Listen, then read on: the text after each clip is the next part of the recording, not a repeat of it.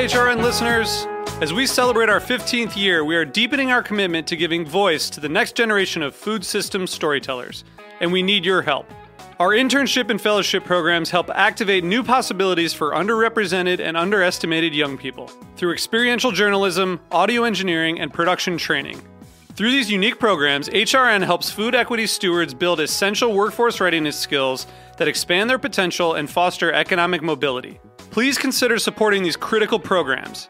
And with a minimum donation, you can be entered to win a dinner for two at an amazing restaurant in one of 8 cities and tickets to a concert at a great venue in one of those cities. We have incredible partners across the country who have donated, as they also share our passion for helping to educate the next generation of food systems storytellers.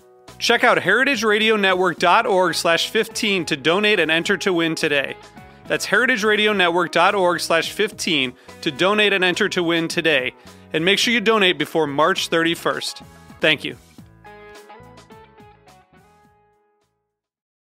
You're listening to Heritage Radio Network. Heritage Radio Network is food radio supported by you. Learn more at heritageradionetwork.org. This episode is brought to you by Wisconsin Cheese. We've been making cheese in Wisconsin since before we were even a state, which may be one reason why we win so many awards for it. It's what happens when a whole state dreams in cheese. Find your next favorite cheese at wisconsincheese.com.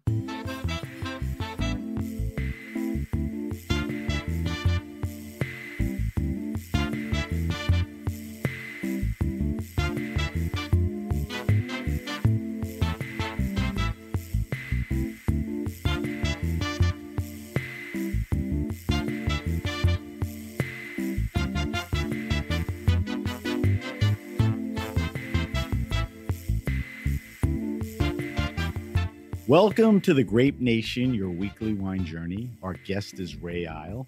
We'll talk to Ray about wine, his new book, The World in a Wine Glass. I want to talk to him about wine journalism and more. I asked Ray to pull a wine out to taste for our weekly wine sip that was somewhat representative of what we're here talking about. We'll get to that a little later in the show. I'm your host, Sam Benrubi. Stay with us for the Grape Nation on the Heritage Radio Network. We bring wine to the people. Ray Isle hails from deep in the heart of Texas and the son of an English professor who probably pissed his dad off after leaving academia to pursue wine writing. He's the executive editor for Food and Wine and the wine and spirits editor for Travel and Leisure. He's been on the beat for over 2 decades covering wine, spirits, and cocktails. Ray is a journalist, sought-after speaker, and now legit author. His brand new book, The World in a Wine Glass, The Insider's Guide to Artisanal, Sustainable, Extraordinary Wines to Drink Now, is an extensive and personal tome on the great natural wines and their makers from around the world. And it just was released yesterday, and we'll tell you where you can get it. Raymond, welcome back to the Grape Nation. It's great to be back. Thanks, Sam. So you brought up offline before we went on that you were on the show a while ago. So you were on episode 81 of the podcast. That was back in September of 2018. Podcast was young then. So I want to point one thing out. A lot of times I'll talk to my guests and say, give me some background. How'd you get here? We did that. So if you want to know more about Ray's background and other stuff, how he got to where he is, listen to that episode on the Grape Nation. That's 81.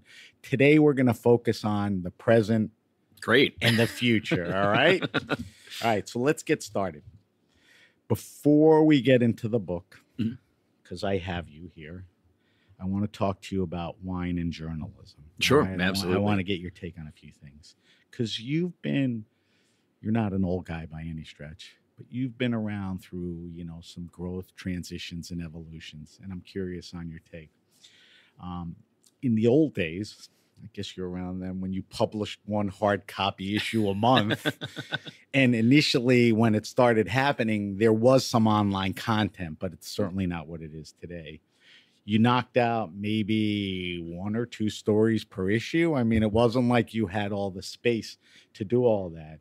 So I'm curious the way you see it. How has journalism changed with the proliferation of all this content and the options they come on, and you're part of them, but Yeah, it's changed, massively, I would say, inescapably, and it won't ever go back to what it was before. As you said, right, when I started, you do your one story for the issue. and there's a whole other show. Like, how'd you get to that story? Yeah. How frustrated were you that you couldn't do another? Yeah. You wanted, but we'll talk about that. Yeah, and that was it though. That was your one story, Right. or even some issues you didn't have any stories, necessarily. Right. And Ray, you're out. And so the pace was very, very different. And the magazine publishing works on, print publishing works on a certain schedule that's relatively slow, and relatively far in advance. You may be 6 months in advance of the issue being published when you write the story, or longer. Digital publishing, you write it today, you publish it tomorrow. And that changes the equation in a lot of ways. Also, digital, the other, there's so many things are different. But the other thing is in terms of real estate, in a print magazine, you've got 85 pages, 110 pages. That's it. You've got, as much as you can sell against ads. So you've only got a certain number of stories each issue, and no more. Right. And whereas a website can be more or less infinite. You can publish a lot. It turns out to be better if you don't just publish everything willy-nilly, because you dilute your traffic and your search stuff. But I still mostly write for print. Everything I do in print runs online. When you say that, stylistically, like I'm writing a magazine article, but it'll go. I'm not writing an online piece or a blog. Is that what you're saying? That's what I'm saying. Well, for Food and Wine, so I write a regular monthly column for the magazine, Right. and I write features pretty regularly for both Food and Wine and Travel and Leisure, and all of those end up on the websites. But I don't do, for lack of time to some degree, because I'm also editing other stories. I don't do a lot of original digital content because. There's only so much time in the day, right? And I do a lot of speaking, and I do a lot of traveling, and all that kind of thing. So our digital drinks editor, Osette, may work on 10 stories a week or something. Some of them are short news blips, some of them are longer stories, and a lot of that kind of comes by me in some way, or at least to look at, but. It's just a completely different pace. It's also, realistically, for freelancers, it's a completely different pay scale. Writing for digital pays less than writing for print still, right. Strangely. And I just said there's so many things that are different. Also because if you look back to when I started, because there wasn't so much digital information about wine, so much online information about wine, your audience was different, because your audience didn't have access to simply Googling, what is an oak barrel, or wine and oak, and getting an answer on their phone, right, in 0 seconds, right. And so that's general. That's too, general. But wine is so diverse and complex that it offers that. Yeah, and also wine was and is to some degree still one of those topics that the large consumer audience doesn't know as much about as they'd like to know about, and right. they find it somewhat daunting. Right. So that access to online information has been democratizing in a lot of ways. I love that word. Yeah. Because it used to be 4 or 5 old white guys that wrote about or one particular sounds old white worse guy. than I meant. Yeah. That really had sway. That was unbelievable. The democratization. Yeah. And with that you also get misinformation and random opinions and all that kind of thing as well. But you do get much more access to wine, and you're also seeing, as a result of that, the gates to who can write about wine are much more open than they once right. were, which is great. Right. The individual level of influence is smaller for one person, but wine writing did used to be just a bunch of white guys, really, and now wine writing is it really was. And we'll talk about that. So because of that, the democratization, the amount. There's just a lot more out there because you can do it. And I'm sure you spend time, looking at your own guy's stuff and plenty of other stuff. Do you worry about and you alluded to it, quality and accuracy, or because that's an issue on the internet anyway. You talk about politics, and, right? Let's not even begin to talk about politics on the internet. It drives you insane. Yeah, no, you actually have to worry about it. I mean, there are a couple of things. One, the resources for a publication for fact checking and so on are much smaller than they used to be. For instance, when I was at Food and Wine originally, we had a whole fact checking department. We now have some fact checking, but we don't have 5 people fact checking everything. And that's just a question of economy and cost. You also, if you have a lot of online content that's being produced really, really rapidly, there's less time to be, really diligently accurate about it. Particularly in sites that sort of demand an incredible production rate. And it's not usually wine, but many of the kind of the sites that sort of have just endless stories, proceeding throughout the day. There's no way to do an in-depth study of something. You don't have the time to research it. True.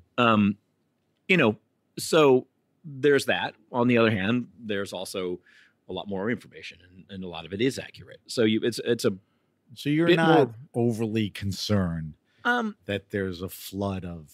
The thing I am concerned about, and I am concerned about it, particularly when I talk to younger writers. I mean, I'm very fortunate. I've been at Food and Wine a long time. Seemingly, knock on everything, it's stable, and I'm not going anywhere for a little while at least. But when I talk to younger writers who are getting into wine writing or even are writing pretty steadily, it's just really hard to make a living. It's very hard to find any kind of full-time gig writing about wine. It's all piecework. It pays very little if it's digital, and that's a shame. I mean, writing's always been a really ridiculous and foolish idea. If you want to make a living, it's you don't do it because you want to become rich. You do it harder because you're it was a passion thing. Yeah, right. But that said, when it was kind of primarily print, there were I can't count how many like regular newspaper wine columnists there were in most cities, and now there aren't. And there's a lot of digital content, but it pays so little that it's very hard to make your rent. It's like the fact checkers. It's budgetary. Yeah, absolutely. A paper will look at what can we afford, and it ain't a wine guy. Yeah, content is largely free on the internet. Right. So where's the revenue stream? You and I have been to enough functions, from fancy lunches or dinners by singular winemakers or huge portfolio tastings, and they're mostly attended by contract writers, freelance writers. Yeah. I mean, there's you, there's James Mulworth, Josh Green walks. There's that small handful of guys. Yeah. And that's, that's a shame. I mean, thank God there are freelance writers out there, because we couldn't put out a magazine without freelance writers or run our website without freelance writers. And I think it's in terms of writing, it's just as noble a thing to do. Right. It's just really hard to make enough money doing it. Right. So thank God people still do it. Yeah. 2 things about that, which I just want you to comment on. There's definitely a diversity in content. Yeah. I guess when we're talking about the old guy, Parker, he was writing a lot about Bordeaux and Rhone. Yeah. Now people are writing about everything emerging. What Twitter was a million years ago, when you got the news early, all these people are, out there. So there's a diversity in content I want you to talk about. But the other great thing is there's a diversity in the content creators. Yes. And there's an effort by our industry to really open that, because there were a lot of gatekeepers. Oh yeah. And it's been, it's like the diversity in wine writers has grown dramatically since I started. For one thing, there's many more women in the wine business than there were in every aspect. In every aspect, whether it's making wine or being a sommelier, writing about wine and everything, which is great. And then now you're seeing diversity, younger, Black women or men writing about wine, younger, Latinx or Latino, whatever you want to say, men and women writing about wine, which is crucial for the wine business, because, it also extrapolates outward to creating a new audience for wine at the same time. Right. And if the only people buying wine are middle-aged, white guys or middle-aged, even middle-aged, just wealthy people, then Or the same people who have been doing it for the last 20, 30 years. Then you limit the potential for wine itself to grow. And I think that a number of things have played into that. One, the diversity in terms of people writing about it. You've also got people who, are role models in a completely different field who get into wine, like all the NBA guys who are into wine, Right. which takes wine from being like, what is this, to being, stuff is cool, clearly, because CJ McCollum's into it or LeBron is into it. So Greg Popovich. Really, Greg Popovich. I mean, it's like, then you're like, well, okay, I should try this stuff. Right. And then, also there's, as you pointed out, there's this massive growth and diversity of what wines are available here, and what, what you see on a restaurant list. And, it used to be, you'd see Bordeaux, Burgundy, Chianti, et cetera, and you still see those, but you see Slovenia, and you see, Hungarian wines, and you see Lebanese wines, and you see wines from parts of Italy like Val d'Aosta that weren't really talked about that much 20, 30 years ago or whatever, probably 30 years at this point. And that's fantastic. I do think that right now, if you were interested in wine, you have such a wealth at hand that is unlike it ever was before. You also, that also means, it's that the what they call it, the freedom of choice is also stress of choice in some ways. Right. Suddenly, instead of walking into a wine store and you can get, Chianti, Burgundy, Bordeaux, wine Napa, can do that. now you're like, well, I don't know if I like Lebanese wines, Right. And you should. They're really good. I always mention this, and I know you believe it. If you have a good wine store and you like the people and you see they're doing something, you defer to them, and they'll always set you in the right. And once you learn about wines, you see certain importers are painfully bringing in these, wines and all of that. This is, I think, separate, but I also want to get your take on it. What effect? So we see how online has had an impact, which you and I think is bigger, better, good, more good. What effect has social media had on that? Because I guess these basketball guys use that, and maybe there'd be more of a vacuum. Sommeliers are now rock stars when they were just schlepping bottles up. How do you see social media? And we could do a show on it. Yeah, so give me it'd be an entire topic for a show. I mean, I think that one, you have your influencer realm, let's say, which can be people who either work as influencers or people who are simply famous and are influential. Does that also include people who think they're influencers? Well, actually, and maybe they're really, who was this guy thing? Yeah, and there's also, if you talk to anyone in the particularly in the travel world, there's just plenty of people who are supposedly influencers who are mostly looking for free nights in hotels. But, right. But there are influencers, and then and sometimes weird things happen. Like I was talking to, Maria Kopich, who makes wonderful, natural wines in Austria, and she said basically, sort of out of nowhere, Dua Lipa photographed herself with one of their wines in Paris, which just blew up certainly blew up their own social media, and she's like, we didn't pay for it. We couldn't dream of free paying media for something like that. Yeah. And it just was sheer chance.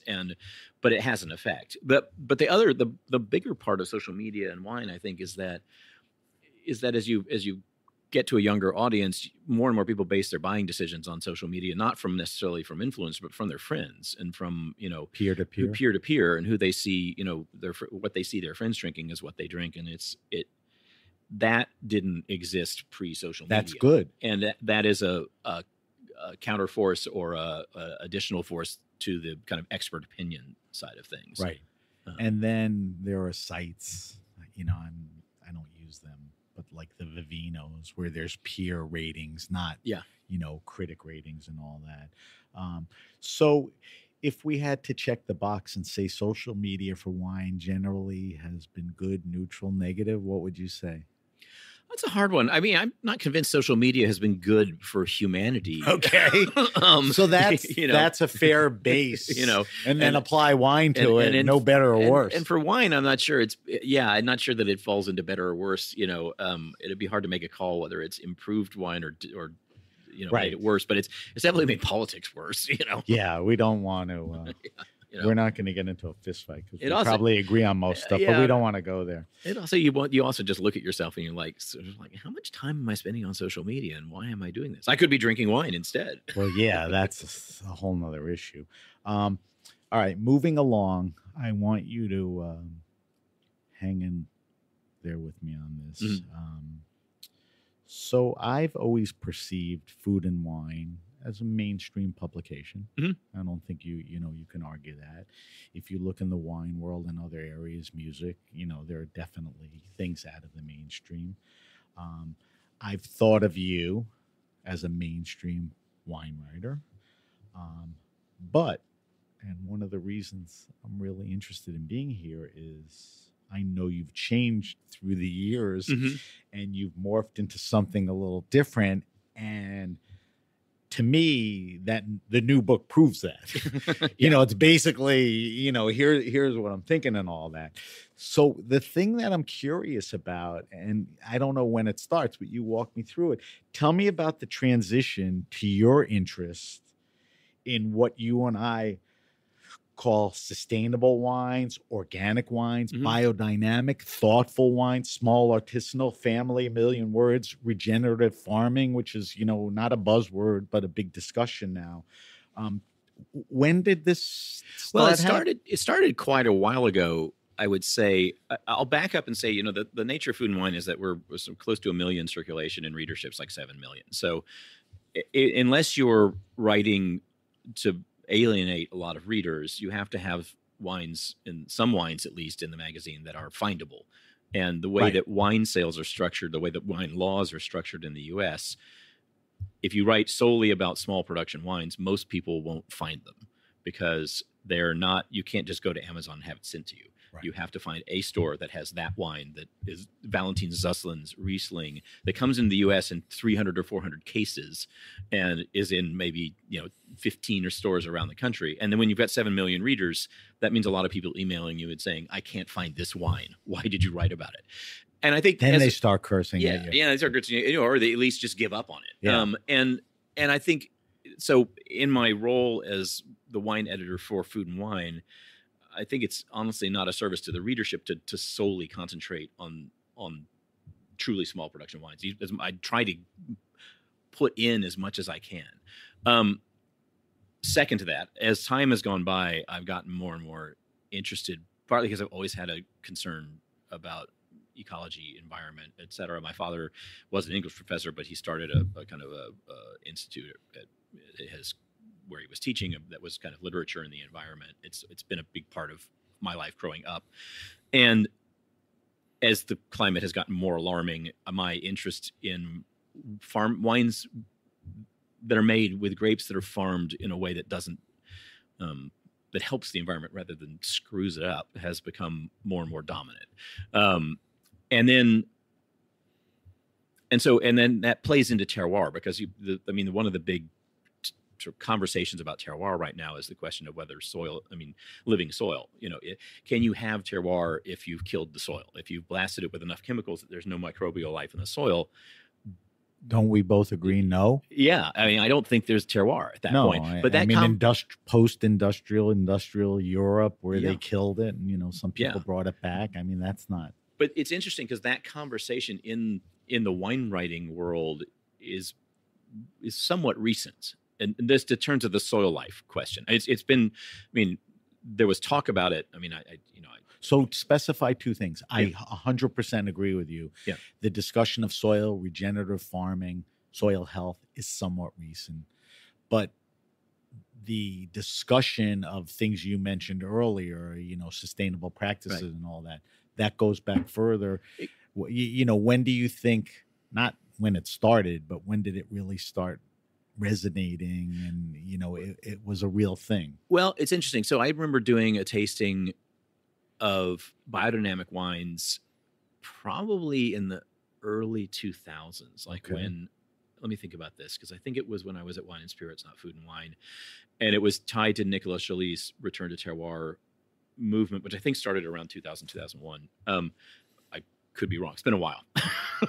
And what memory was there? But we're talking almost 20 years ago. Yeah, we're talking 20 years and ago. we're using the word biodynamics. We're using the word biodynamics, but it was very much a non-common realm of discussion Right. at the time, and it was a tasting of biodynamic versus non-biodynamic wines. Can you taste the difference? Is there a difference? And I think that within the trade, at least, if you say biodynamics now, everybody knows at least to some degree what you're referencing, and back then it was not the case. The question of sustainability, I mean, sustainability has been a word that's been around for a while, but I think there's just much more concentration on it. I think part of what happens for me, and this is maybe seems to me this way because I work for a food magazine that has wine, and realistically, Food and Wine is food and wine. It's a whole lot of food and as much wine as I can jam in there. Never was different, really. Yeah, no, it's always you been look that at way. any magazine from the beginning, the coverage is obvious. Yeah. It is what it is. Yeah, but I think with the interest in food, in where what you're eating comes from, how it was grown, you know, there was a bump in that in kind of the 60s, and there was kind of like a, you know, felt like it faded away for a while. And it Like kind of crunchy crunchy granola hippie. the crunchy granola Get hippie close era. to, yeah, and then that. And then you start. Then to you get, got Pringles. Yeah, and then you get Pringles, and you've got, you know, McDonald's Happy Meals and whatnot. Right. And then somewhere along the way, you start to get, you know, the resurgence of the farmers market or green market thing. You get Michael Pollan writing about, you know, food. So we're talking about a dozen years. Yeah, a dozen already, or since a little longer. Yeah, but a little longer for the whole like mass interest in organic produce and wine trends in a lot of ways, in terms of consumption, in terms of what consumers are doing, often trail after food trends by a few years. And I think that interest. You see that? I never. It makes sense, but you've tracked that. Well, I mean, by nature, the food audience is much bigger because we all have to eat. We don't all have to drink wine. Bigger marketing arms, just more consumption. Right. I mean, everybody eats. And so I think you start to see, and it's interesting because it definitely increases as you scale younger in terms of your audience. You start to see in wine over the past few years much more interest in those same questions that apply to food. Where did it come from? How was it grown? What did they do when they were growing it? And am I putting it in my body? You know, and am I cool with and that? even the story of who's making And story of who's making it, and the natural wine movement, which kind of parallels that and grows at the same time, responds to a lot of those questions too. Right. Well, we're going to talk about that. Let's finish this category, because I'm telling you, we're unloading on all the stuff we just mentioned. You know, you had mentioned when you write the direction you took towards these thoughtful wines that, listen, I can't write about wines all the time that, you know, are small production and people can't get. So how does that influence? Does that mean you have to write about certain wines? Or I'll give you a good example. There's a winery, Louis Roederer, that's pretty good in size and accessible, that follows, you know, these practices. Do you move towards producers like that, or you still have to throw out a little of everything? I try. And I don't know if you want to answer that. Yeah, well, I try and keep a balance in the column that I do for Food and Wine of wines that are broadly findable, wines that are going to take some hunting, you know, and kind of between those. I also try and keep a balance of price point too. And that's because conveniently I don't have to score wines, and I don't really believe in or like scoring wines. And so we're going to talk about that. We'll don't talk about get that too. But short version, that leaves things open to me, kind of, for my column at least, trying to create a kind of assortment of wines I think are really good, that fit the readership. You know, some are findable easily, some are not. I don't. But what if they're popular? Like, there's a wine about a guy who was in jail. Yeah. Which has been wildly popular. 19 High residual sugar. Crimes, well, no, Prisoner. Prisoner. Oh, that one too. Yeah. But those are popular wines and crowd pleasers. Yeah. Does that fits into covering things, but does that fit into the direction of where you're going or where we should be going? I would say there are a lot of popular wines that are also made conscientiously. You know, La Roederer is a great example, right? Where the people. So there's enough out there that I can write a column that includes wines that are made in, you know, 20, 30, 40,000 case amounts. Yeah, that doesn't and are made in 1,500 case amounts, and provides something for the readers that also brings in wines that I think are really good. I never write about anything that I think sucks.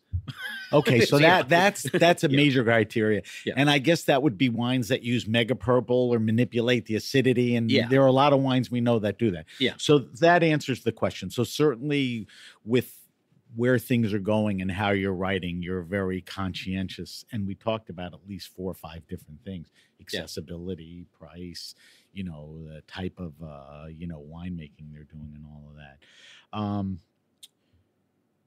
Do readers reach out to you and say, hey, how come you're not writing more about Camus or something? Do you get, I get, honestly, in terms of reader comments, it used to be you got people would send you letters or whatever. And a lot of those, I mean, realistically, a lot of them were, I can't find what you're writing about. And that can be anything. You can write about Yellowtail and someone will write in and say, I can't find this anywhere. I know what you're talking about.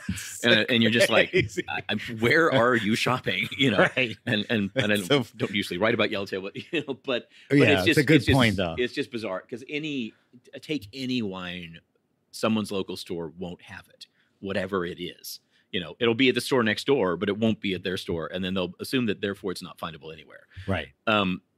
So I can't help that. Unfortunately, what you find with social media and so on, with people's responses online, is you get a lot from the fringe, and it's, I think the classic one for me, and this is where I stopped paying attention to a lot of comments, was quite a while ago when I was doing a story I wrote about casseroles and wine, which is a very food and wine thing to do. It's like, it was an online, it was a pure digital piece. It was probably 12 years ago or something, like 15 right. years ago, whenever Obama was in office. How many years ago is that now?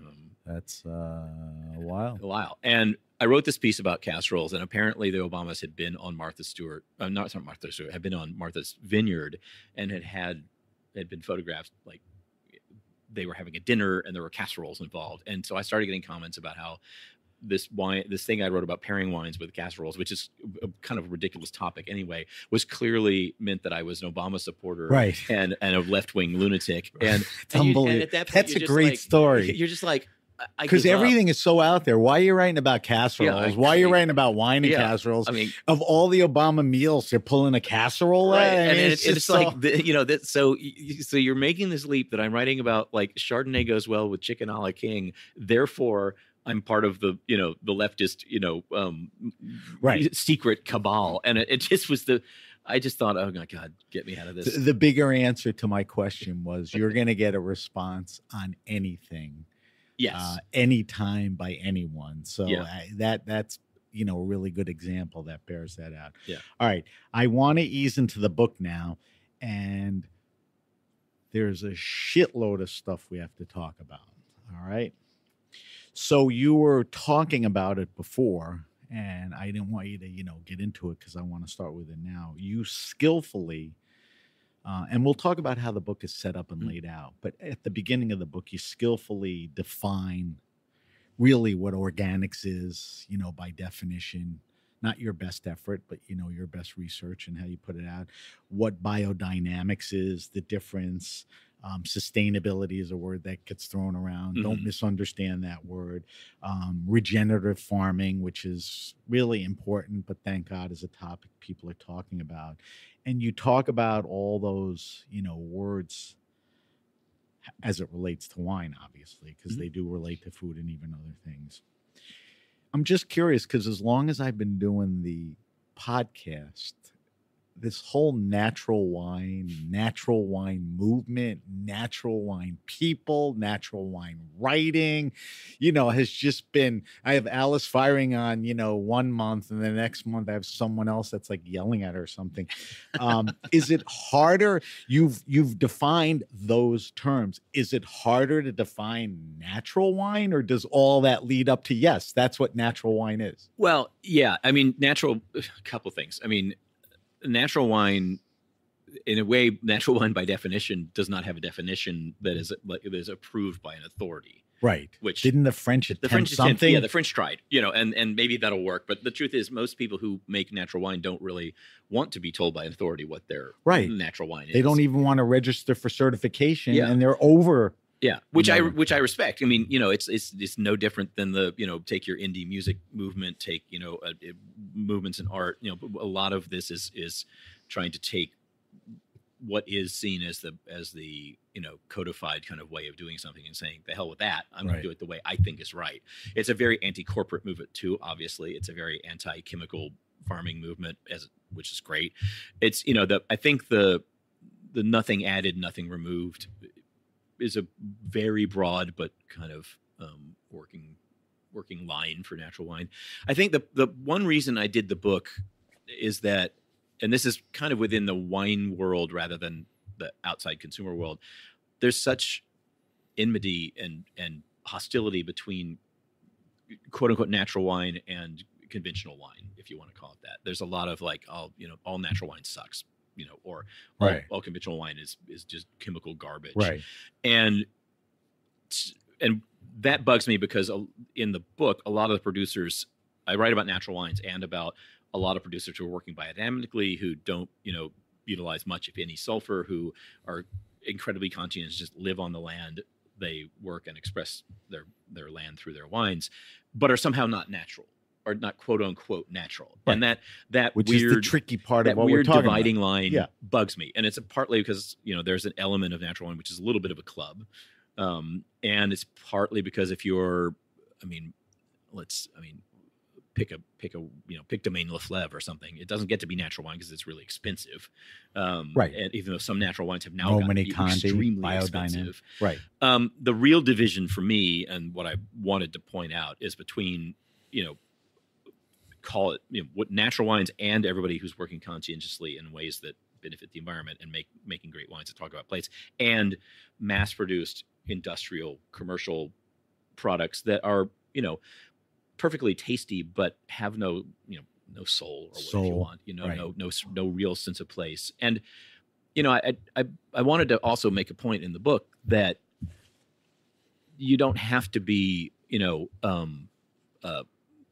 kind of a fanatic about this stuff. I think I make the, argument. It's like if I come off of a hike in hot weather, or I've been mowing the lawn in the sun in Houston, and someone hands me a Budweiser that's cold, I'm going to drink it and I'm going to be happy. And you're not a bad guy. And it's like, I love great craft beer, but it's hot and I want something cold and a beer. And so I think with wine, it's a little bit similar. It's like, if you like, large production commercial wines that are made in 100,000-gallon tanks and 100,000-gallon tanks and taste good, because everything tastes good now. There's not a lot of like deeply flawed wine. Right. It's made to taste good and taste the same as the year before and next year. The same as the year before and the year next year. And fine. It's like there's always been that kind of wine in the world, and drink what you like, but if you want something more out of wine, then that's not the wine to drink. If you want something that is both kind of fits to how you think the world ought to be treated, and additionally that gives you more of a story and more depth to the wine, then look at someone who's making wine, who's on their own land, who farms in a way that you agree with, that has kids running around.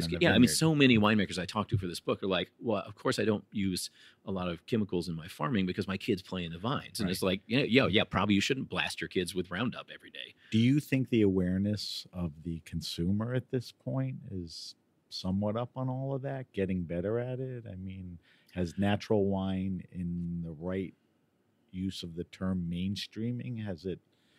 I think so it's an interesting question, because natural wine is still a very, very, very, very, very, very tiny percentage of the wine that's sold in the U.S. It's a super tiny percentage. Be known, And there's and partly because there's not enough of it, because it's quite popular. It's gotten far more ink than there is wine in a sense. Which kind of sucks.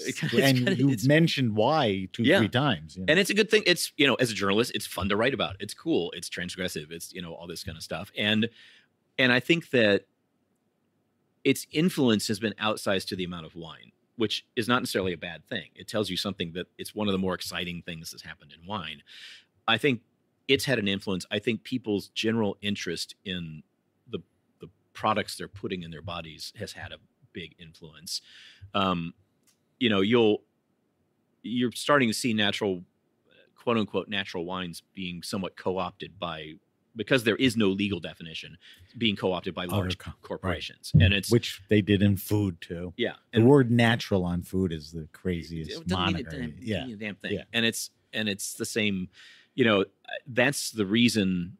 and a lot of people disagree with it, and some people agree with it. But the reason Demeter trademarked biodynamics in the U.S., it's not trademarked in Europe, it's trademarked in the U.S., is to protect it from being co-opted. Now, some people who are in the biodynamic world feel that was kind of like just a revenue grab, Right. But on the other hand, I can guarantee you, if they hadn't trademarked it, it would be Co-op. It would be all, you'd have damned if you do, damned if you don't. You'd have, biodynamic whipped cream that was made out of plastic products, This shaving cream smells like a ram's horn. With Yeah, manure that's in right. it, We bury our shaving cream in a horn for 6 months, and then you can spray it on your face and Right, make you so live longer.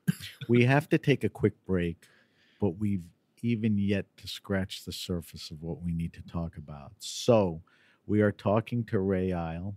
Ray Isle is the Food and Wine executive editor at Food and Wine.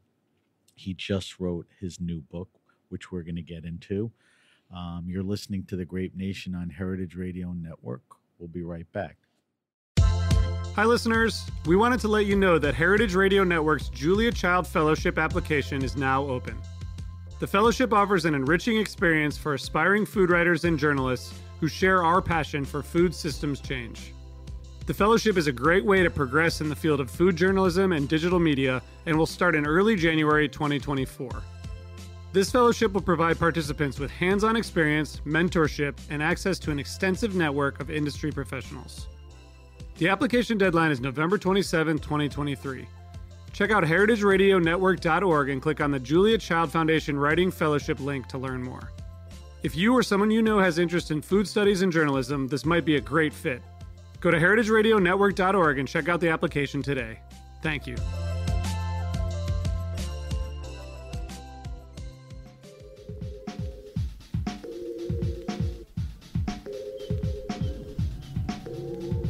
This episode is brought to you by Wisconsin Cheese. There's a reason when you think of Wisconsin, you think cheese. Cheese is a huge part of Wisconsin's history and future. In Wisconsin, the state of cheese, the tradition of cheese-making excellence began 180 years ago, before Wisconsin was recognized as a state. Immigrants traveled to settle in this lush green hills of Wisconsin, bringing their cheese-making traditions with them. These storied skills, combined with the freshest milk available, created a cheese-making culture that is uniquely Wisconsin. Wisconsin's 1,200 cheesemakers, many of whom are third and fourth generation, continue to pass on old world traditions while adopting modern innovations in cheese-making craftsmanship. Find your next favorite cheese at wisconsincheese.com. Okay, we're back. We're back with my guest, Ray Isle. Ray, we're going to get into the book now. Great. And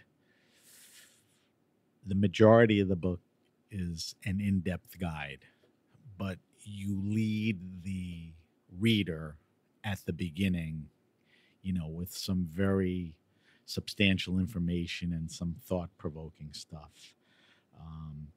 You also make some very compelling points and analogies that I, want to talk to you about at the beginning of the book. And we mentioned this before, and now you could talk about it, okay? You have said, and you see yourself as a wine writer and not as a wine critic. Wine critics tend to rate wines, and the variation of rating systems is all over the place. You have the old Parker, Vivino does 5.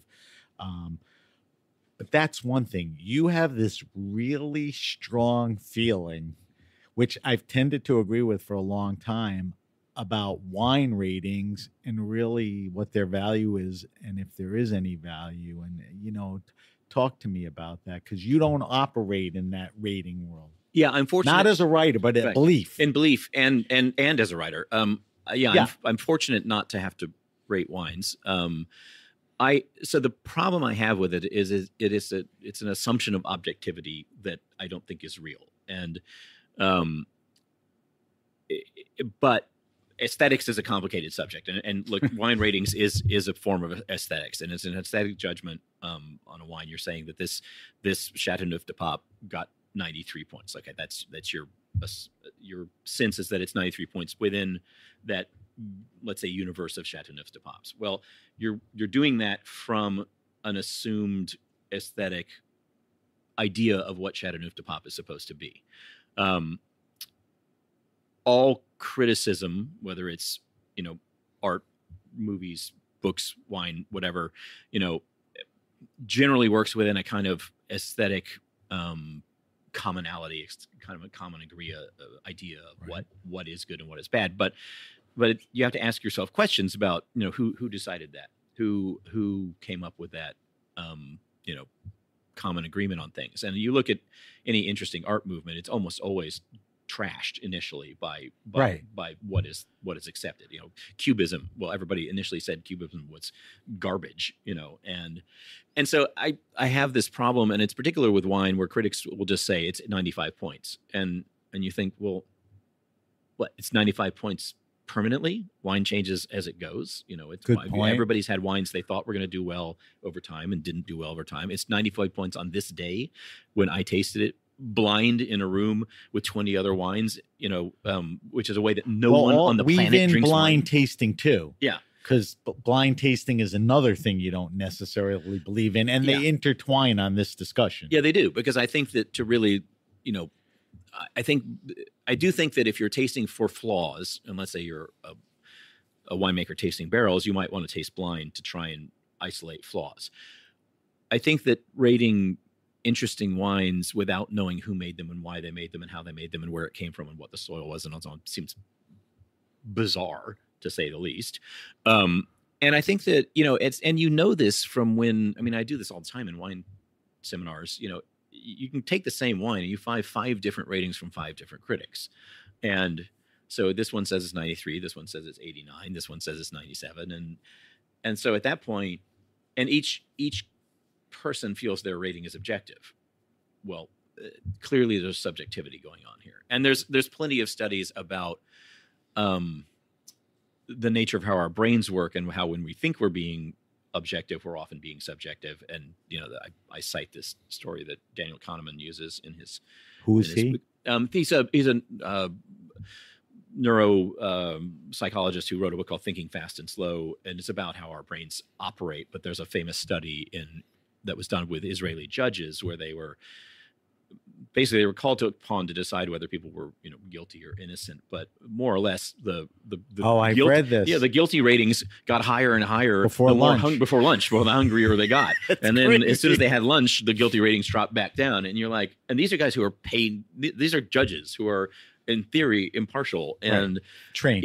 And so I can't remember if I used this in a book or I've said it before, but it's like, if Robert Parker's, cat got run over, the morning before he rated your wine, you're toast. He's in a horrible mood and he won't be rating your wine 98 points. And all respect to Bob Parker, because I think he was a brilliant taster and he got a lot of he by virtue, not so much of himself as of the nature of the market, ended up such a central power figure that it was inevitable that people were going to take him down. But the guy had a huge effect on wine, and he came into wine at a time when there was just a lot of garbage recommendations out there, and he came in with a very Ralph Nader kind of customer protection idea, and people tend to forget that. Regardless, that's ancient history at this point.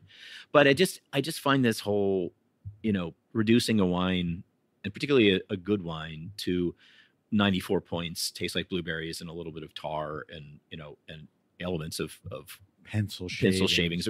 Take your pick. It's fine, but it misses the point for me. So you probably said it, but what is the point?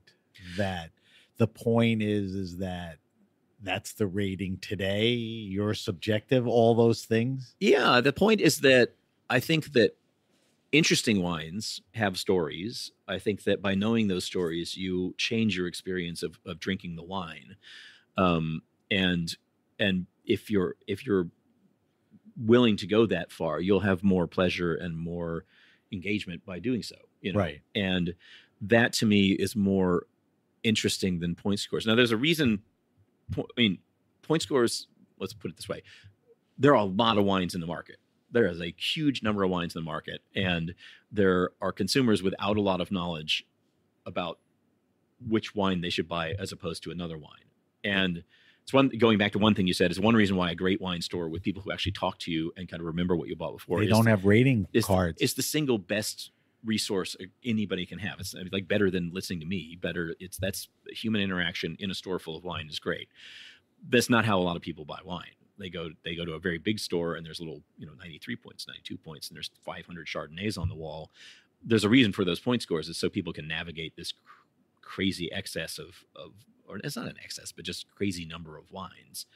And so I get it as a consumer tool, but as someone who writes about wine, it seems to me that if you are interested in wine, if you're not just looking for a random beverage, then learn who made it, where it rely came from, on the ratings. Yeah, don't rely on the ratings. Initially or entirely. Rely on your interests. Rely on your own palate. I do think so. A couple of crazy things. Yeah. I mean, one, we talked a little about it. There's so much content online.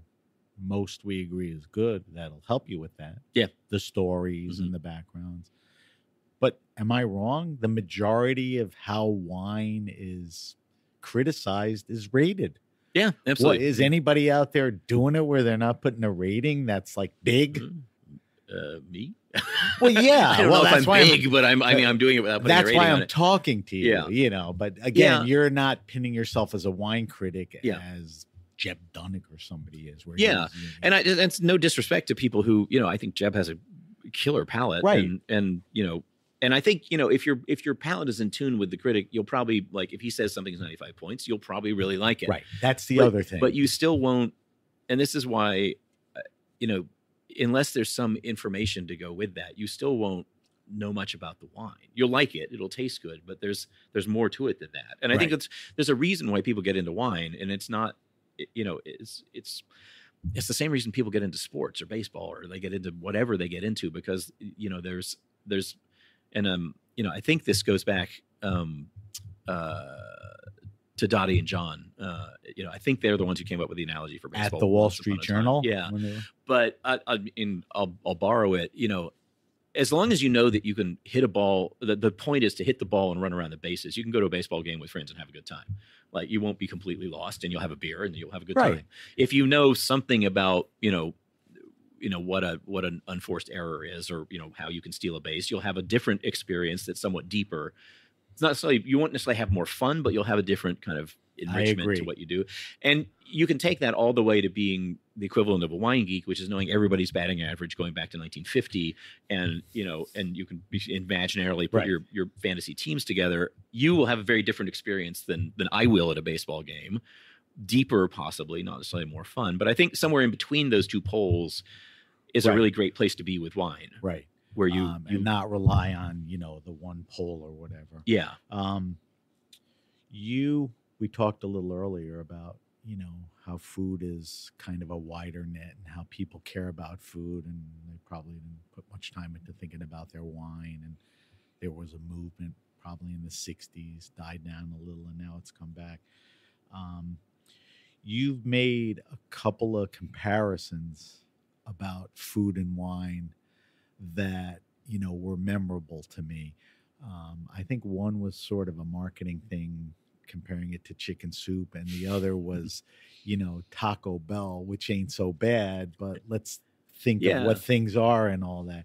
So we talk about those. Yeah. So, I mean, the chicken soup analogy, which is a little bit what I was talking about a second ago, is that, the wine is there's so many wines, and it's sold in sort of a crazy way. And that, the analogy is like, if you went into a grocery store and there were, a wall of 500 chicken soups, which isn't anywhere, right? And which is what you get when you go into Total Wine and look at Chardonnay, right? And some of the chicken soups got 92 points, and some got 87 points, and some were like single chicken soups, and some were chicken soups from Italy, and some were chicken soups from Napa. You would turn around and walk out thinking, these people are out of their minds, and I don't want any chicken soup, thank you. And yet with wine, that's kind of the situation. Except, and then the Taco Bell thing is, again, going back to like what I said about, if it's a hot day and I just mowed the lawn, I'm certainly happy to have a Budweiser. I mean, a Taco Bell taco tastes good. It's been created to taste good by very smart scientists. You know, Right. they have flavor labs that Mouthfeel, make it mouthfeel. spices. They have like I learned this from a New Yorker. They have this like crunch level that's like tested crazy. in terms of pounds per square inch. It's meant to taste really good. And you know what? Talk about the tacos taste pretty damn good. And Yeah. I personally like them. On the other hand, I'm well aware that I don't know where the hell that ground beef came from. I don't know. No one cooked that thing for me. I mean, some large factory produced a lot of shells. Some pre-packaged bag of beef went into it. And additionally, then it's kind of, you get it handed to you through a hatch in a drive-through. That is a very different experience from going Your home. guy in Houston. Yeah, from or from like me going home and taking some good sausage and some fresh tomatoes and making a ragu that where I know where it came from. I know where I bought the food. I know where the food, what farm it came from. I know that those tomatoes were grown in New Jersey as opposed to like trucked up from God knows where and gassed to keep them stable. And that's the same thing with wine. I mean, there are plenty of wines out there that are made in massive amounts that taste perfectly fine, but it's not the same thing as buying food at a farmer's market. But like Taco Bell made to taste perfectly fine. Made to taste perfect, yeah. Not because of vintage year and No, low no. intervention. I mean, you can use enzymes to sort of homogenize your right. fermentation. Industrial commodities. You use tea bags full of oat chips. There are lots and lots of ways to make wine very consistent and perfectly pleasant and totally anonymous. Right. So the analogies to food are very clear. I love the chicken soup thing because, when you finish talking about it, you've just left the store with 500 chicken soups and, of every, type. All right. So a few vital questions about the book. Let's talk about the book. All that stuff is in the book and there's discussions of it.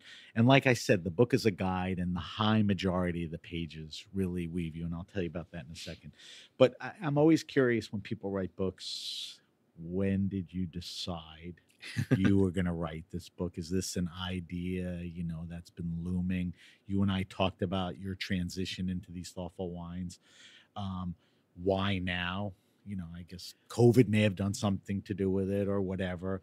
And how long did it take to write? And I'm sure there was travel and stuff in there. Yeah. So the idea I knew I wanted to do a book and I didn't want to do yet another 101 guide to wine or whatever. It just, there's lots out there, and there's some that are out there that are good by good people. Absolutely, but there's lots out there. There's lots out there, and if I was going to spend that much time working on something, I might as well be something I was passionate about. So there was kind of an inchoate idea that I wanted to do a book, and I started noodling on what form it might be, and I relatively quickly landed on, because I think it was what I've been thinking about a lot, was this question of how the way wine is made and grown goes into what's in the bottle and why that matters and why that's a way of looking at wine that's not, just the 95 points and whatnot. When was that? Because one of the questions was when. It was so like working backwards. It took me about 3 years to write the book. Okay. And from the point that I sold the proposal, it took probably several months before that to put the proposal into a shape that a publisher could look at. And I worked with my agent, David Black, who's fantastic, on taking my kind of general idea and turning it into a book proposal that someone could look at and say, yes, we'd like to actually publish that, as opposed to interesting, but what the hell are you talking about? And it's big too. And and the proposal itself was about 55 pages. So it was a lot of the introductory material of the book, plus a few profiles to kind of give some understanding of what that part would be. I think when I initially started thinking about the book, I wasn't going to profile wineries. I just wanted to write what is now the introduction at kind of length and talk about these questions of wine. And I think David steered me towards profiling wineries as well, quite rightly, because the publisher has to believe that they're going to be able to sell the book for you to be able to publish the book. Were you in agreement at the point where he said, listen, you could do this. We need to do it. Yeah, yeah, and I think it was one of those things where it wasn't exactly how I initially started, but as soon as I started writing a few of the profiles, like, yeah, I could make this. And you had still have the criteria. Yeah, it's not just randomly selected wineries. I'll reveal it and you respond to it. They're basically people you visited or people you've spoken with, yes, whether it was on the phone or whatever. And that excludes a lot of other wineries and makes that list your list, because that's how, is that a fair representation? That's a fair representation. It's essentially, there's no one in the book that I haven't spoken to or met or visited. I had to do a caveat for Zoom calls because I was working through the pandemic, and that really messed up my travel somewhat substantially. And the dynamic. And the whole thing. And but walking the earth. But Zoom calls were great for people that I knew I wanted to talk to. So that's one caveat. There's no absentee corporate billionaire ownership with I think one exception, which is Ridge. But they're kind of hands off. It's the weirdest corporate ownership ever, because they really don't. I mean, so much so that people don't even realize that Ridge has any kind of ownership. So that's kind of and I couldn't leave Ridge out because that seemed insane. And it's also, the other criteria were that they were working in ways that were beneficial to the environment, so sustainable, organic, et cetera, et cetera. I think this whole discussion is prefaced on that. You don't need to disclaim that. And then primarily also, most of the wines, the vast majority of the wines in the book are under $100, and a lot of them around 20 to 30, let's say, because I mean, 100 and accessibility to a lot of them. And accessibility, right. I mean, some of them are very small, some of them are larger in terms of production, but it's like, yes, Domaine Romani Conti would fit into my criteria, but the cheapest wine is $2,000 a bottle. It's like, and is that on release or secondary? It's unclear because they don't ever publicize their release prices. But it's also like, how many pages have been written about DRC? Like, I'd rather write about. So to that point, is there anyone that you wanted to write about that for whatever reason you couldn't talk to or visit, or there was enough in the book and maybe that's a second book or revision? There are so many people that could have been in the book that I either couldn't get to in time so that's crazy, because there's so many and it's literally a doorstop of a book. It's a long book. So I mean, kudos to how much you put in, and great to hear that there's and I keep coming up with people that I'm like, oh damn, they should have been in the book. I mean, don't drive yourself. Deirdre Heekin at La Garagista, I met her for the first time last night at a book party for my book. She's been in town for raw wine and she's character. And she's wonderful, and she would have made absolute sense to be in the book, but I just had simply never had the opportunity to meet her. Right. Her influence on that region and what she's doing. And then there's some wineries sold, and I had to trim them out, because or they sold, and then I mean, Vietti was the tough one for me, because they sold a while back, but Luca Corrado was still there and still the very much the voice of the winery. And about a month before I turned the manuscript in, and they were in the book, and about a month before I turned the manuscript in, and Luca was like, "I'm done with this. I'm out at Vietti." I think he just had. Maybe there was too much corporate influence, or I don't know what, but he left, and the entire interview was Luca, because he's insanely quotable and he's a wonderful winemaker, guy, and so I had to cut him. That's interesting. That's another aspect of it. All right, so let's tell people. So, hey, this sounds cool. I want to go out and buy it. Tell people how to use the book. I described it as, there's 40 plus pages of some, deep writing about, defining sustainability, organics, and all that. There's all these different thoughts, a lot of stuff we talked about, other things we didn't. But you get to the other, 500 pages, and it's basically broken down into somewhere near 15 countries, over 3 dozen regions. Tell people, all right, you got the book. Here's how you use it. How do I use it? So one thing about this book is that you don't have to read it linearly. Yeah, I mean, right. It's a long book, but it's about 50 to 60 pages of introductory material, which I actually think is kind of the heart of the book. It's why this book exists, and it's my feelings about why I'm writing it, for better or worse. The vast majority of the book are profiles of wineries, and a lot of those profiles are based on interview material and in the voices of the people who make that wine. And I wanted to capture personal stories and personal philosophies about how they work. So in that regard, you can read the intro and introductory material straight through, but you can honestly just kind of bounce around in the book because each profile is its own story. If you're going to Italy. If you're going to Italy, read the Italy section. If you're going to Abruzzo, read the Abruzzo section. Or if you're bored and you want to read about Georgian wine, read the Georgia section. Which is great.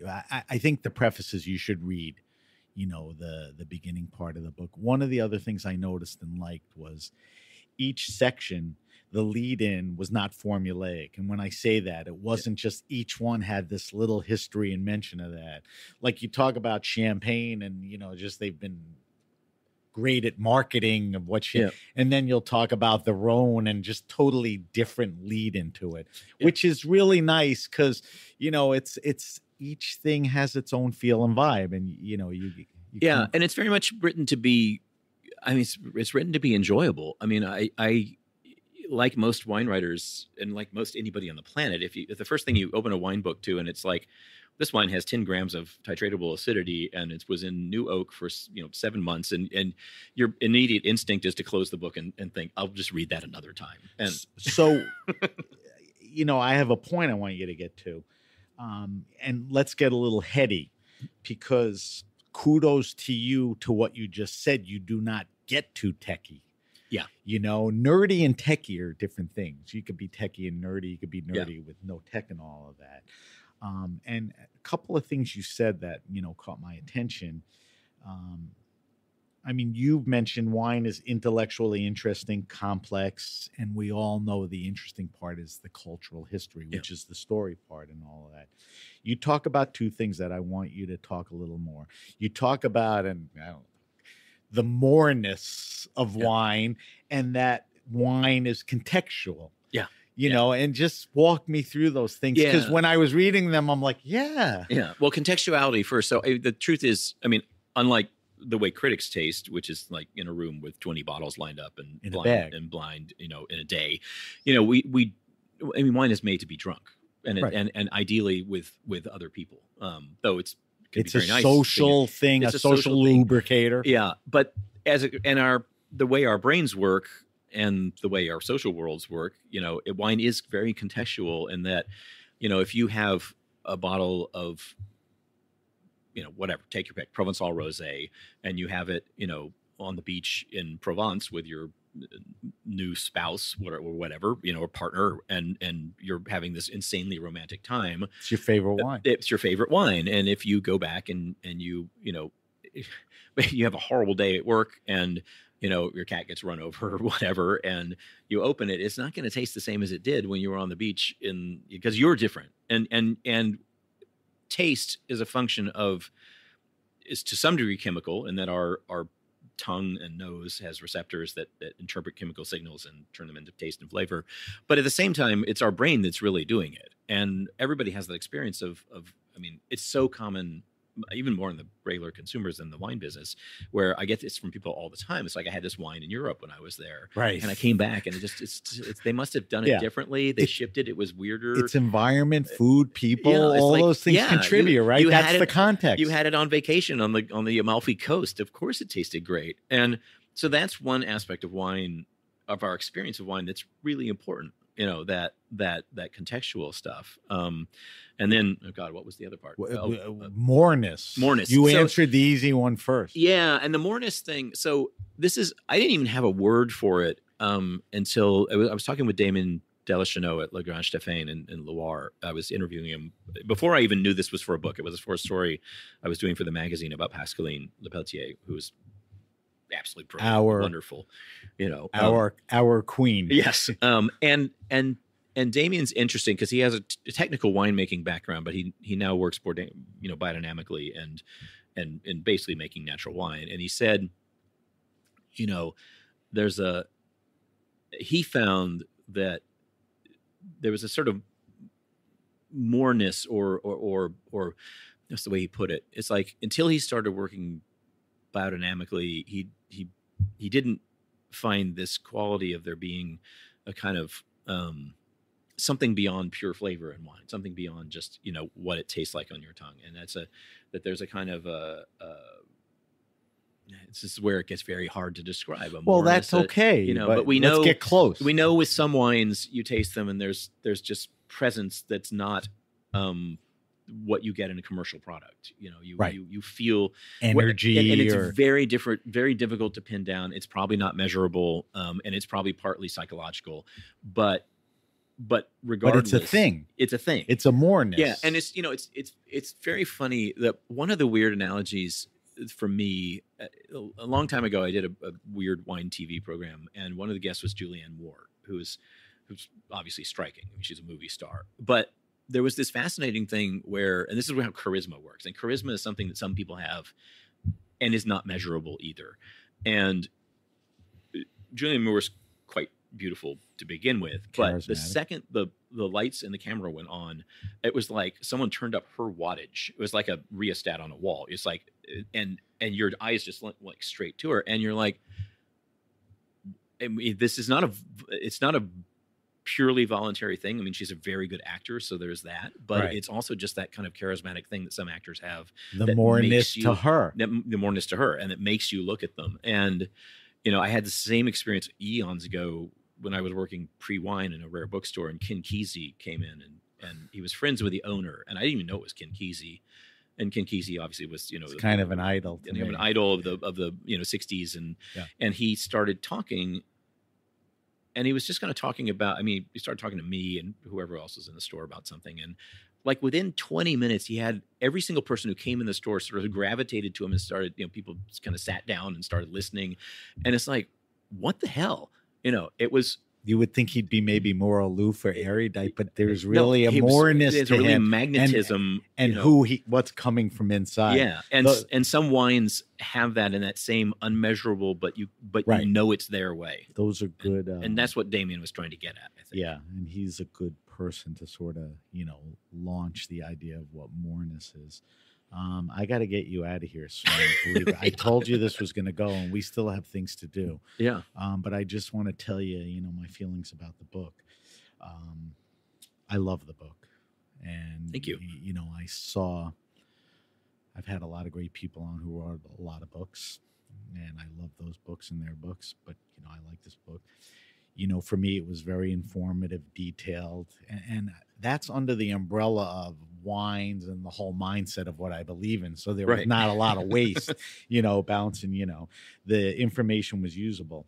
I always knew you were a charming guy and, you know, good sense of humor, but it really comes out in this book. I mean, your style of writing is really, you know, it's funny, and you're a funny guy, and it's hard to be funny as a stand-up comedian. It's hard to write about it. It's hard to do it in conversation.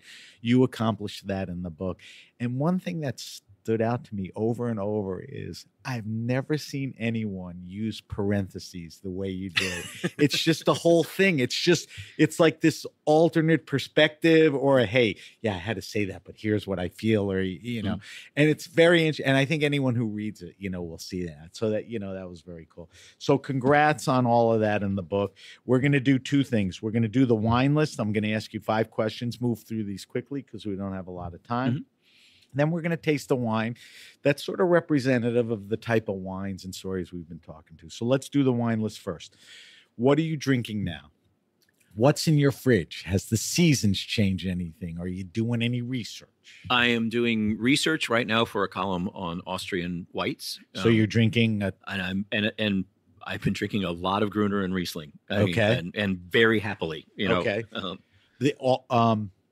Okay, so that's kind of for work. Any outside of work? Any? Yeah, hey, this is nice weather for Brunello. Or yeah, it's nice weather for Nebbiolo of any kind. I really, you know, I cook a lot. So what I cook shifts with the season for sure, and so the wines tend to go along. So with Nebbiolo for sure. Rioja, I really love Rioja. Truffles. Underrated. Yeah. Okay, good answers. I didn't mention I'm going to post these on our social media. Okay. Goofiest question, but this is like, if there's any one guy where this is the wheelhouse guy for the question, is what's your favorite wine and food pairing? Not what's great, Right. as a magazine, what you like. And we know you're not going to make it often, Right. but when you do, it's like you're geared up for it. Yeah, I got my favorite wine and food pairing. This is tricky because there's so many possibilities. But you got to dig deep and say what's the ooh ah one. Yeah, I think the ooh ah one. Yeah, okay, this is going to be a weird one because the weirder the better. I just did. There's a Grape Nation rule: you can't say champagne and oysters. Continue. Yeah, no, that's fine. I just did a whole tasting of Sauterne Chateau Kim, actually straight through the entire meal at Le Coucou in New York, and with Daniel Rose, and the chef owner. And he was sort of given the task: can you make, a meal, multi-course meal that all will go with dessert wine, with Chateau Kim, which he did because he's a brilliant chef.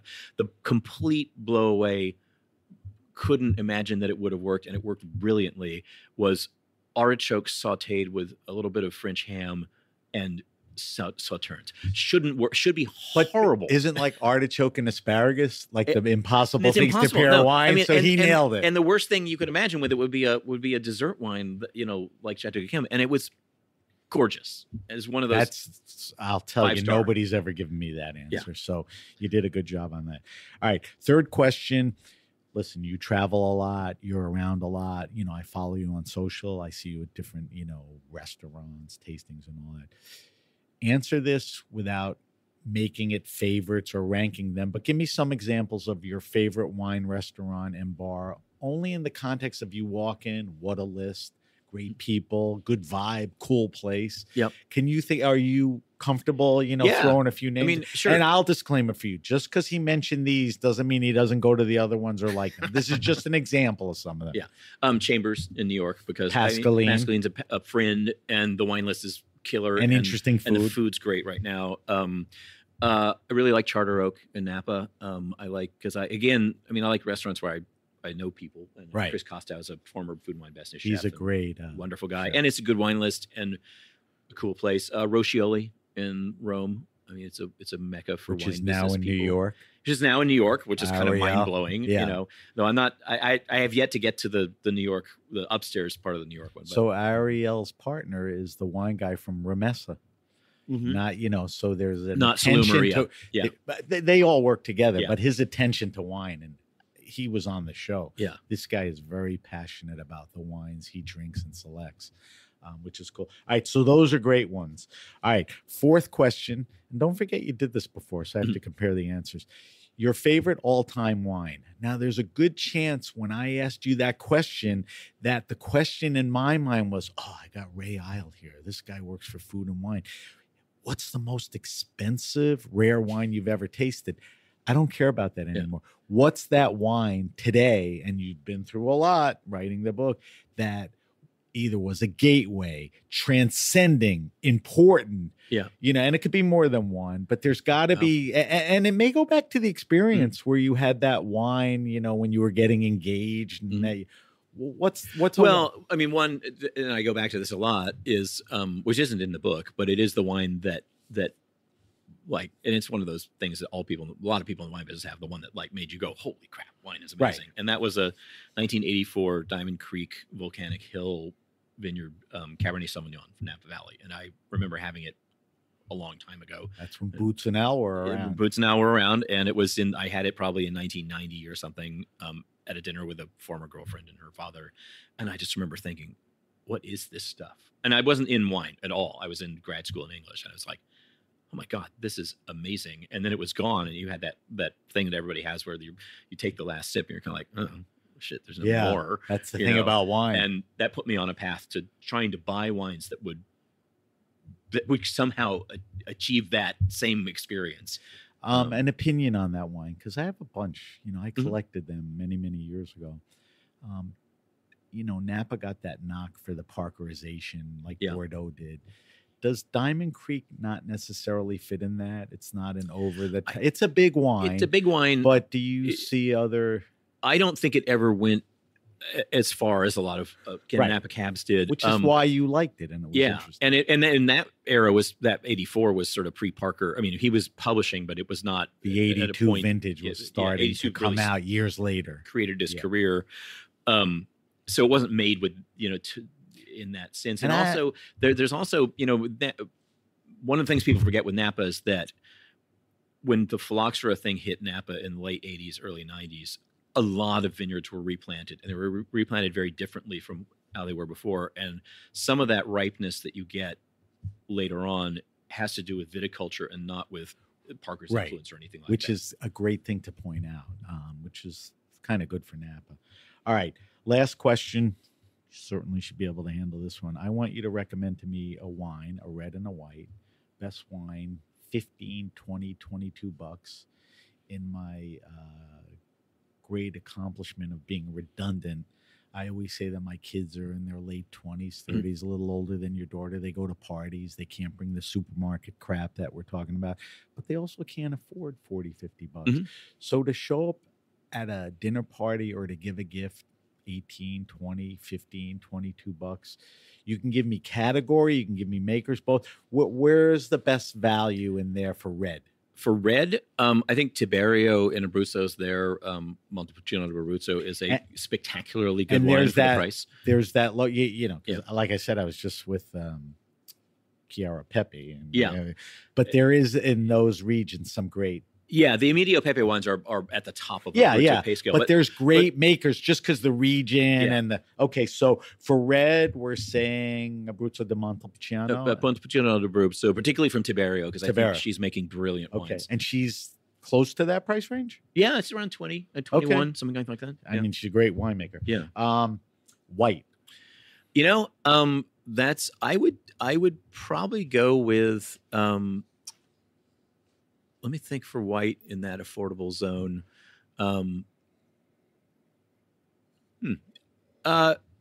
Well, I actually think. Do I have Ray Isle tongue tied? Well, there's so many possibilities. Should I drop the mic now? It's just like I start to think of all these possibilities that would be great. But any of them are good. Yeah, I mean, I think the wine we're potentially about to talk about, Pagao, Chateau Pagao makes a great Côte d'Aron Blanc. So we'll put that in the red, and I will post that. But you're dodging the white answer. Yeah, no, I mean, I think some of the Lawson, Ernie Lawson's German, the I can't even remember, is it blue slate or red slate? One's dry, one's cabinet level, one's those dry, are Rieslings. One's Trocken. Both of them are not crazy expensive. Both are terrific wines. So I think that's a good answer because you're going to a bunch of good places. The maker, different types, Trocken, the cabinet, and Riesling is always a good choice. All right, well done there. Like I said, I'll post them. You only have a couple of minutes left. As a matter of fact, when we're done, you're going to curse me. So we do this thing called the weekly wine sip. Every week we taste a different wine on here. I have a lot of winemakers on, so why not let them talk about it? So I said, Ray, pick a wine that's sort of representative of, what you've been doing here with the book, which are thoughtful makers, accessible, cool wines and all of that. So you selected a 2020 Chateau Pagao, which is a great maker. You selected a Côte d'Aron. And when you're finished telling your assistant you're going to be late, you are going to tell me. So it's a 2020 Chateau Pagao. It's a Côte d'Aron. But tell me a couple things. The maker, and don't spend a lot of time. The maker, the vintage, and what McClura is. So the maker is Laurence Ferraud at Chateau Pagao, and she's in the book. Legendary winemaker, amazing story. I mean, she remembers first tasting wine when her grandmother would have her climb, because she was small, she would climb up and dip her fingers into the barrels, and her grandmother could ask her what the wine, whether it was flawed or not. And right. She was doing this when she was 6 or 7, and then she went out of wine for a while, and then came back to run the family business. And she makes one of my favorite Chateauneuf de Popes on the planet, but she also makes this Côte d'Aron. And so Côte d'Aron, I don't want to use the wrong word, but it's a more available, more grown grapes in the, region of the Rhone region. which is why there's more of it, and the price and is in check and all that. It's But a good- broader region. It's still, Pagao is one of those cases, it's one of those properties that farms organically, but it's not on the label. Right. That's not how they sell the wine, but it is how they work. which plays into the vastness of the people we drink and you talk about. And honestly, I have no idea why it's called McClura. That may be the vineyard or whatever. I think it's not even the vineyard. I think it's a reference to a local, tree or something that's nearby. I'll have to check that out. I do know I like it. Well, I don't want to insult or embarrass you, but you're the only guy with almost 300 interviews that I've done that knows nothing about his wine. But that's okay. I know where it came from. I'm sure you're right about where it came from. No, I'm totally busting your balls. So let's just do a quick evaluation, and then I'll get you out of here. So, like a Côte d'Aron, it's got a good deep purple, right? So that's on the color. On the nose, I smell what I smell, but I suck at describing them. What do you get on the nose? So is it classic Côte d'Aron stylistically? It's pretty classic Côte d'Aron. And what's there? To me, is that dark cherry and dark berry notes with a little bit of black pepper. Right. The spice. A little bit of spice. And it has that, it's not sugar sweetness, but it has that sweet ripeness to the fruit, which, you can perceive. It's not, it doesn't have the line of sort of greenness that you would find in a cooler climate. It's got and richness. The mouthfeel is kind of medium. It's not unctuous or it's not even medium plus. It's the right medium. It's the right medium, which is what I love about good Côte d'Aron, which is it has a lot of flavor and a lot of structure, but without being a overwhelmingly powerful wine. There are some out there that get up to because it's Grenache mostly, and it's can be very ripe. What's the alcohol on this? Is this that's a good question. 13 or 14? I think it's gonna be 14. You think it's that high? I think it's 14.5. Okay. Yeah. I don't think you perceive it. For a wine of this type, price and all that, the alcohol is handled well. Last thing, does the palate replicate some of the nose descriptors? I think the palate replicates them pretty well, which is the dark fruit, the spice, the sweetness of the fruit with no sugar. Which it's not a sweet wine, but you'd sense the ripeness of the fruit. But what I love about it is it's balanced. It has a bright enough acidity that richness is lifted. So bright acidity is good for food. What's a good pairing for this? Oh, I want some lamb. It holds leg of lamb. Lamb's a teeny bit gamier than beef or other stuff, so it holds. And it's cold out today. It's like I'm ready for that. We're ready to make the transition. All right, so that is the 2020 Domaine de Pagao Grape Maker, the Côte d'Aron, the Pagora. Ray, we're going to do a quick wrap up. I just want to get some info, and then I'm getting you out of here. So if you have a question, suggestion, wine happening or event, hit me up at sam@thegrapenation.com. That's sam@thegrapenation.com. Subscribe to the Grape Nation podcast on Apple Podcasts, Stitcher, Spotify, Google Podcasts, or wherever you get your pods. Leave a review if you like the podcast. We ask you to subscribe because if you subscribe, the podcast pops up when it comes out. And if you're lying in bed, there's Ray right next to you in bed. Pretty good, right? That's kind of weird. No, not to some people. Follow us on Instagram at @Benrubi, and on X we're @Benrubi, but you can always find us at those two with the hashtag The Grape Nation. We're on Facebook at The Grape Nation. As I mentioned, we'll post Ray's wine list and the weekly wine sip selection, give you more info on that. Without letting you run out, where's the best place to purchase the book? Best place to purchase the book is probably bookshop.org, which works with independent booksellers around the country. Or go to your independent local bookseller. I will admit is also on Amazon. But, always there. Not a small independent bookseller, but so wait, bookshop.com? Bookshop.org. .org. Yeah. Okay. Yeah. I know it's been around, but I want people to get kind of used to that. All right. Where can we find your work on food and wine? They just go to foodandwine.com. Foodandwine.com. Okay, there's some free paywall, content, no paywall nothing, and all that. Google. You can find the easiest way to find my work is put my name, Ray Isle, wine, and send it through the Google machine. And then, I follow you on social media. So if people say, hey, this is a cool guy, even though your daughter doesn't think so, I want to follow him. Yeah. So on Instagram, Ray Isle. Very simple. ISLE. Like an isle in the ocean. Right. And on Twitter, for completely weird reasons, I am Isle Wine. And that's because cool. That's because there is a guy in Australia who's retired who lives on Raymond Island. off the coast of Melbourne. That's funny. And he got there That's first. a bad break for you. I know. Yeah, It's really. like, what can you do? All right. So you can follow Ray there. I'm going to let you go, Ray. Ray, thank you. Thank you to our guest, Ray Isle. His new book is available now. Now, Literally so let's now. go and get Yes. it. We talked about it for, almost an hour and a half. The World in a Wine Glass. The World in a Wine Glass with a much longer follow-up title to it, but it's The World in a Wine Glass. It's a terrific book, a large book. Thank you to our engineer, Armin, and everyone at the Heritage Radio Network. I'm Sam Benrubi, and you've been listening to The Grape Nation. The Grape Nation is powered by Simplecast. Thanks for listening to Heritage Radio Network. Food radio supported by you. Keep in touch at heritageradionetwork.org/subscribe.